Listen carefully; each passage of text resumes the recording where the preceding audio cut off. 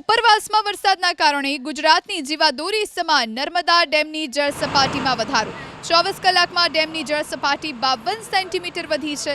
હાલ ડેમમાં જળ સપાટી 120.31 મીટર છે। ડેમમાં 45,129 ક્યુસેક પાણીની આવક। રાજ્યના 206 જળાશયમાં 34% જળ સંગ્રહ છે। સૌરાષ્ટ્રના 3 જળાશયો વાગડિયા, વાંસલ અને સસોઈ 2 સંપૂર્ણ છલકાતા હાઈ એલર્ટ જાહેર કરવામાં આવ્યું। આ સિવાય રાજ્યના 5 ડેમ 80 થી 90% ભરાયેલા છે।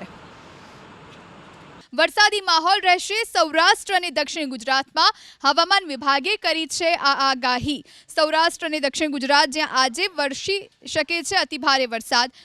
હવામાન વિભાગ અનુસાર ગુજરાત પર સક્રિય થઈ શકે છે એક સાથે 3 વરસાદી સિસ્ટમ, જેને આગામી 5 દિવસ ગુજરાતમાં વરસશે સાર્વત્રિક વરસાદ। આજે રાજકોટ, દ્વારકા, પોરબંદર, જૂનાગઢ, સુરત, નવસારી અને વલસાડ જિલ્લામાં અતિભારે વરસાદની આગાહી કરાઈ। તો જામનગર, ગીર સોમનાથ, અમરેલી, ભાવનગર, બોટાદ, મોરબી, સુરેન્દ્રનગર, ભરૂચ, પંચમહાલ, દાહોદ, છોટાઉદેપુર, નર્મદા, તાપી અને ડાંગ જિલ્લામાં ભારે વરસાદની સંભાવના। આવતીકાલે દ્વારકા, પોરબંદર, જૂનાગઢ, રાજકોટ, પંચમહાલ, સુરત, નવસારી અને વલસાડ જિલ્લામાં ભારે વરસાદની આગાહી કરાઈ। ગુજરાતમાં અત્યાર સુધીનો સિઝનનો 32% વરસાદ વરસી ચૂક્યો છે।